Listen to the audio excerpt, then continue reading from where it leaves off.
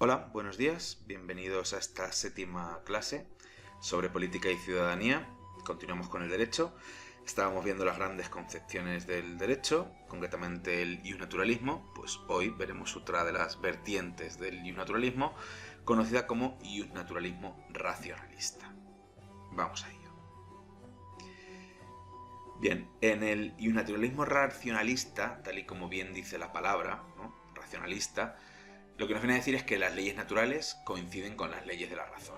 Es decir, tú utilizando tu recta razón, razonando bien, puedes llegar felizmente a descubrir cuáles son esas leyes naturales que rigen todo y que por lo tanto tu sistema político tiene que regirse por esas leyes.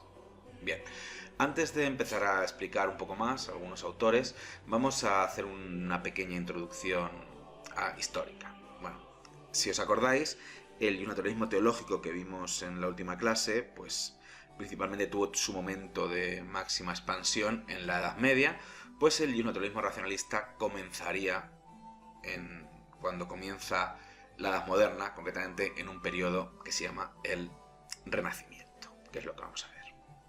¿Vale? Bueno, pues el Renacimiento es un movimiento artístico, cultural, social, en fin, al final es tan importante que llega a tocar todos los niveles culturales, que se dio durante los siglos XV y XVI, sobre todo en Europa occidental, principalmente donde tuvo su máximo desarrollo fue en el norte de Italia. Siempre se pone la ciudad de Florencia como la ciudad renacentista por excelencia. Bueno, pues con el Renacimiento suele decirse que se acaba la Edad Media y comienza la Edad Moderna. Es decir, el Renacimiento es el primer momento, la primera época histórica de la Edad Moderna. Como ya sabéis, iría más o menos desde esta época, ¿no? Del siglo XV, siglo XVI, ¿no? Desde, por ejemplo, se pone la fecha, pues, desde el descubrimiento de América, ¿no? 1492, hasta nuestros días, ¿vale? Nuestros días, siempre decimos que estamos al final de la Edad Moderna, quizá entrando en otra edad diferente, no lo sabemos, pero bueno, la Edad Moderna iría hasta nuestros días, ¿vale? Bueno, pues vamos a simplemente ahora a caracterizar levemente lo que significa el Renacimiento, para enfocarlo hacia donde queremos. Bien, bueno, pues en el Renacimiento ocurre una cosa importante, que es la crisis de la escolástica. ¿Qué quiere decir esto? Bueno, pues escolástica, la palabra escolástica viene de escola, que es la traducción latina de lo que simplemente escuela, ¿no? Y hace referencia a las escuelas catedralicias. Las escuelas que se habían formado en torno a los monasterios, en torno a las catedrales, ¿no? En las escuelas donde los frailes estudiaban. Y principalmente ahí se estudiaba la filosofía de Aristóteles y en ese sentido la filosofía del gran filósofo que convirtió a Aristóteles al cristianismo, que es Tomás de Aquino, ¿no? Entonces Tomás de Aquino tenía mucha influencia y fue el pensador más importante de lo que se conoce como escolástica, que es estas escuelas, ¿no?, cristianas. Pues hay un momento, a partir del siglo XIV, sobre todo con la filosofía de Guillermo de Ockham. Si os acordáis, Guillermo de Ockham ya dijimos que lo que hacía él principalmente es separar la Iglesia y el Estado. Pues no solo hizo eso, sino que en otros planteamientos pues criticó muchísimo la filosofía de Tomás de Aquino, y en fin, y con su crítica tan fuerte pues hizo que todo el sistema teológico, filosófico de Tomás de Aquino y como tal de la escolástica se derrumbara. Entonces, pues la filosofía de esos teólogos medievales entra en crisis. En el Renacimiento hay un rechazo generalizado hacia la escolástica y hacia lo que eso significa. Parece que viene una nueva época en la cual el pensamiento medieval cristiano pues ya no da respuesta a los tiempos que corren, hace falta algo nuevo. Está la gente cansada, agotada de la escolástica. Bien, ¿qué pasa entonces? Bueno, pues ocurre lo que se conoce como laicismo. ¿Y qué quiere decir el laicismo? Muchas veces habréis oído cuando decimos que España, por ejemplo, es un estado laico. Un estado laico quiere decir que los asuntos religiosos y los asuntos estatales son independientes el uno del otro. Es un poco lo que decía Ockham, ¿no? Ockham va a ser uno de los padres del laicismo. Pues esto es lo que ocurre a partir del Renacimiento. Entonces, las explicaciones, antes todas las explicaciones que había para explicar cualquier cosa, había que ir a Dios y había que ir a la religión, y había que ir a la teología. Pues ahora de repente no. Hay muchas explicaciones que no tienen por qué apelar a Dios y que van cobrando cada vez más importancia. Entonces, como nosotros veremos teorías que van a fundamentar, van a hablar del derecho, de las leyes, y no tienen que apelar al derecho eterno o al derecho divino, como apelaba Tomás de Aquino, sino que ya pueden fundamentar las leyes en otras cosas, y fundamentalmente, si estamos hablando del iusnaturalismo racionalista, como veremos, van a fundamentar las leyes en la razón, más que en Dios. ¿De acuerdo? Entonces, esa es la idea. Laicismo quiere decir que hay una cierta independencia con respecto a la religión. Esto no quiere decir que vaya a haber un ateísmo, ¿no? Que la gente de repente ya no cree en Dios y que se vuelven anticlericales o que van en contra de la religión. Que va, todo lo contrario, la gente sigue siendo muy religiosa y siguen creyendo en Dios, igual casi que en la Edad Media. Solo que simplemente va perdiendo influencia progresivamente las explicaciones religiosas y la influencia de la religión en todos los aspectos sociales, ¿vale? Teóricos también.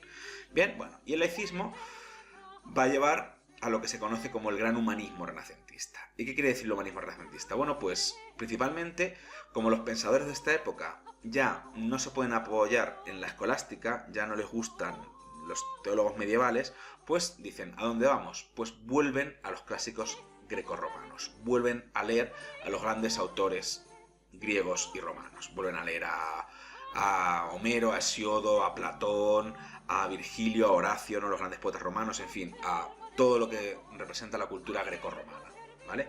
Y eso se va a ver muy reflejado en el arte, ¿no?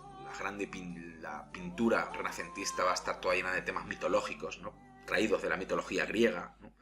Pues se ve muy claramente esa influencia griega. También la arquitectura, aquí tenemos, ¿no? Todos estos arcos y estas columnas, ¿no? Como los dinteles, pues evidentemente son influencias griegas y romanas, ¿de acuerdo? Bueno, por poneros un ejemplo de gran humanista renacentista, siempre se citan a los tres grandes humanistas, que serían Dante, Boccaccio y Petrarca, pero quizá el más famoso es Dante, y quizá pues todo el mundo en bachillerato debería conocer a Dante y un poco de su obra. Su obra principal, para que lo sepáis, pues es La Divina Comedia, ¿no? Que es muy famosa porque hace un retrato del infierno, un infierno más dividido en niveles, en capas, que en función de lo que has hecho, de tus pecados, pues vivirás en una capa o en otra. En fin, una obra muy famosa, muy interesante, y que bueno, pues ahí se ve claramente el humanismo renacentista en todo su esplendor con la figura de Dante. ¿Vale? Bueno, pues esta es la época histórica de donde vamos a partir, este renacimiento que da lugar a la Edad Moderna, y aquí es donde se va a desenvolver con total soltura el iusnaturalismo racionalista. Entonces vamos a pasar ya a ver a los grandes iusnaturalistas racionalistas, y concretamente nos vamos a centrar en uno, que va a ser este.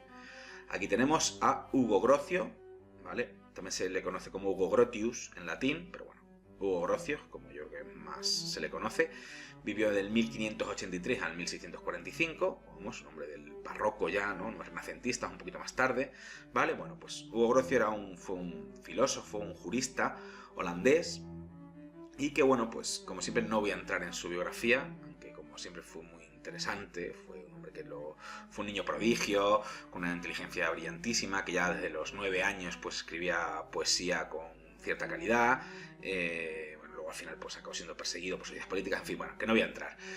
Simplemente su obra más importante y que le ha hecho merecedor de esta fama, para que lo estudiemos aquí, es esta, De Jure Belli ac Pacis, ¿vale? 1625, que traducido del latín al castellano sería algo así como Derecho de la Guerra y de la Paz, ¿no? O leyes acerca de la guerra y de la paz, ¿vale? Aquí tenemos una imagen de una edición francesa, ¿no? Le droit de la guerre et de la paix, ¿no? ¿Vale? Sería un poco en francés.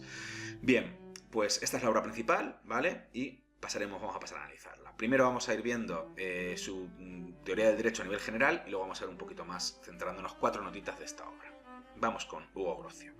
Bueno, pues Hugo Grocio parte de una idea que no es suya, sino que es muy clásica, muy típica de la filosofía griega, concretamente de Aristóteles, y es la idea de que el hombre es un ser social por naturaleza. Nosotros, como si fuéramos como las abejas o como las hormigas, somos animales sociales, ¿no? Que estamos hechos para vivir en sociedad.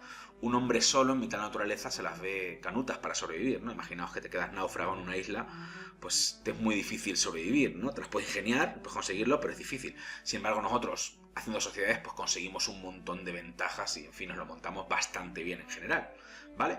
Pues esa es la idea, somos sociales por naturaleza, ¿no? Pues esta idea de Aristóteles la comparte Grocio. ¿Y eso qué quiere decir?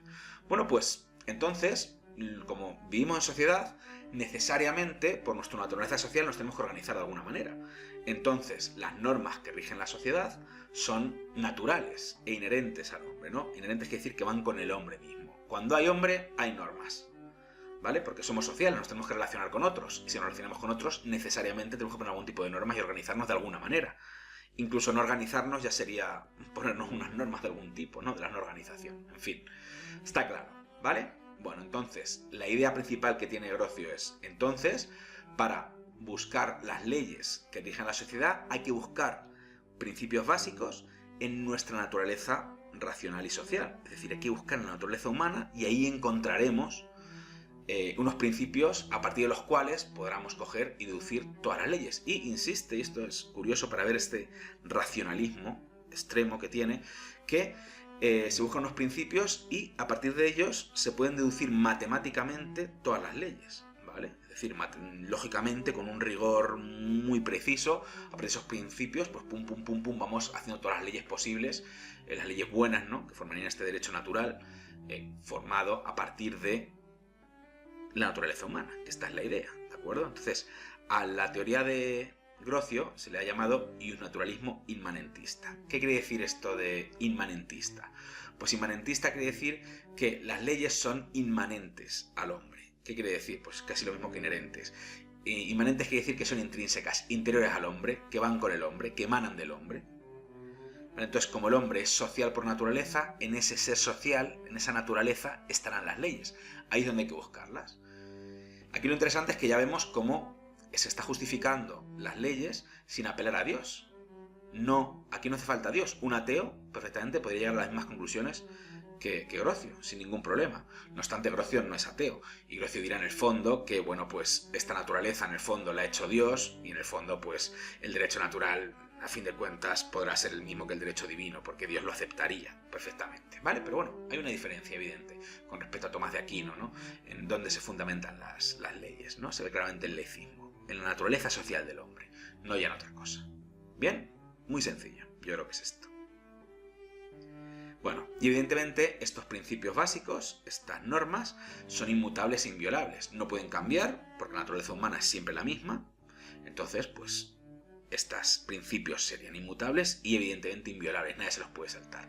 Y incluso Dios o el monarca deben obedecerlos, ¿vale? Dios no es porque deba, no le quieren poner cosas a Dios, pero lo que hemos dicho, Dios ha creado la naturaleza humana, entonces, pues evidentemente, si las leyes que emanan de la naturaleza humana creada por el hombre van en contra de Dios, pues vaya creación que ha hecho Dios. No, evidentemente no pueden ir en contra de Dios porque el hombre es obra de Dios, así que no habría ningún problema. Dios acataría los principios legales del iusnaturalismo de Grocio porque son buenos en sí mismos, ¿vale? Y el monarca también, esto es interesante. El monarca tiene un poder absoluto, de hecho, va a defender Grocio una idea de monarquía absoluta típica de su época, parecida a la de Hobbes, pero aún así el monarca tiene sus límites, no puede ir en contra del derecho natural, ¿vale? El derecho natural está por encima de la voluntad del monarca, ¿vale? A pesar de que Grocio, como digo, apunta a un monarca fuerte, a un monarca poderoso, no a un monarca parecido al del Leviatán de Hobbes, pero con esas limitaciones. Bien.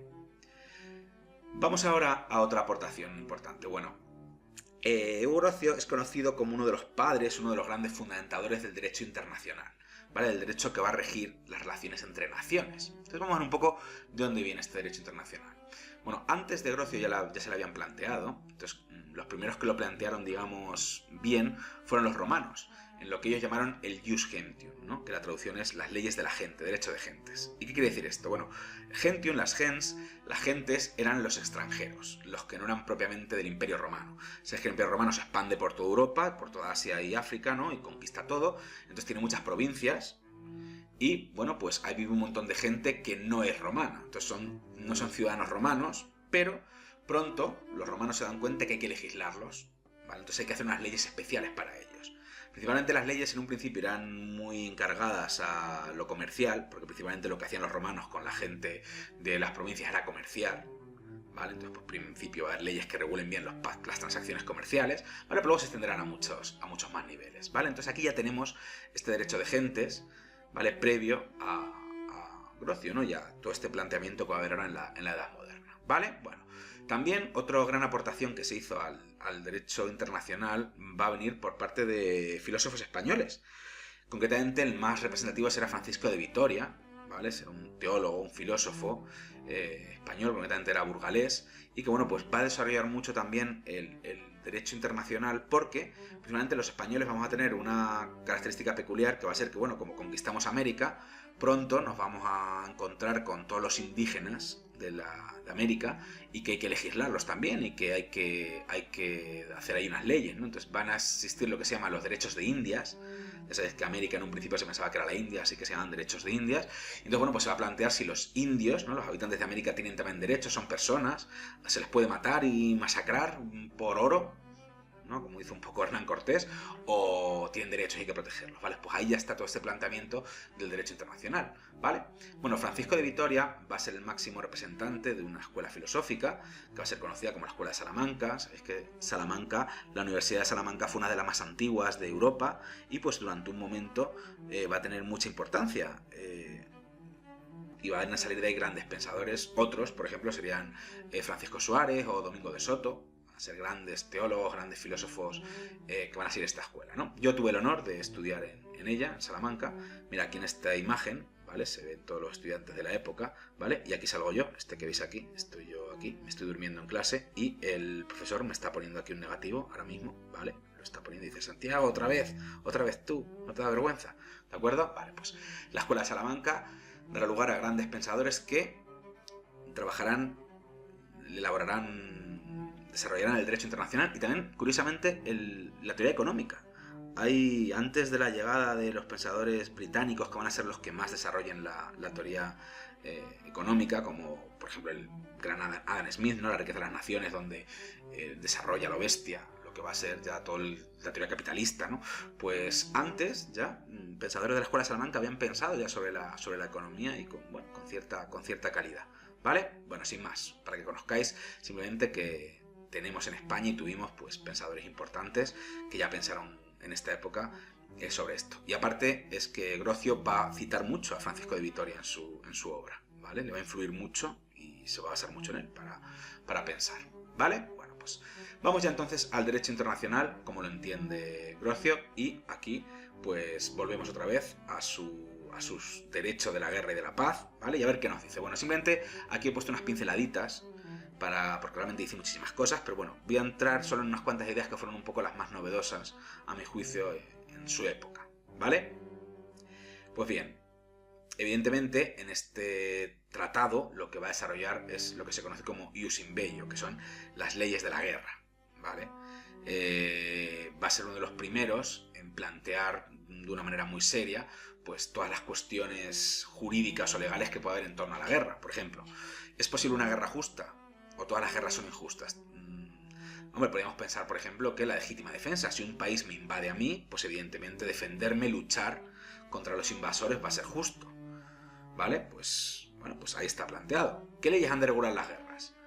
Por ejemplo, en una guerra todo vale, como pasa habitualmente. Puedo coger y mis soldados conquistan una ciudad y pueden violar a todas las mujeres, saquear todo, quemar todo, o tienen que respetar lo que hay. O, por ejemplo, respetar los lugares sagrados. Pueden robar todo, saquear todo, pero no las iglesias, los conventos o los monasterios, por ejemplo, por respetar los lugares sagrados. O no, o también pueden. Pues todo eso se lo plantea y lo va regulando aquí en este libro. ¿Es legítimo atacar a la población civil, por ejemplo? Habitualmente lo normal es que en una guerra pues luchan los soldados contra los soldados, pero matar a ciudadanos inocentes que no han hecho nada es legítimo. De hecho, por ejemplo, esto en las guerras mundiales, ¿no?, en la Primera y en la Segunda Guerra Mundial, una de las cosas que pasó y que la gente pues se quedó muy asustada con eso es cómo se atacaron sistemáticamente ciudades, ¿no? Los bombardeos por saturación de ciudades es atacar a la población civil a lo bestia. ¿Eso es legítimo en una guerra? ¿Se debe hacer? ¿No se debe hacer? Pues aquí lo plantea. O, por ejemplo, el terror o el dolo, ahora vemos lo que es el dolo. Por ejemplo, políticas o formas, estrategias del terror, ¿no? Si tu adversario te tiene pánico porque eres súper sanguinario, pues a lo mejor se rinde y acabas la guerra y eso evita que haya muchas más muertes.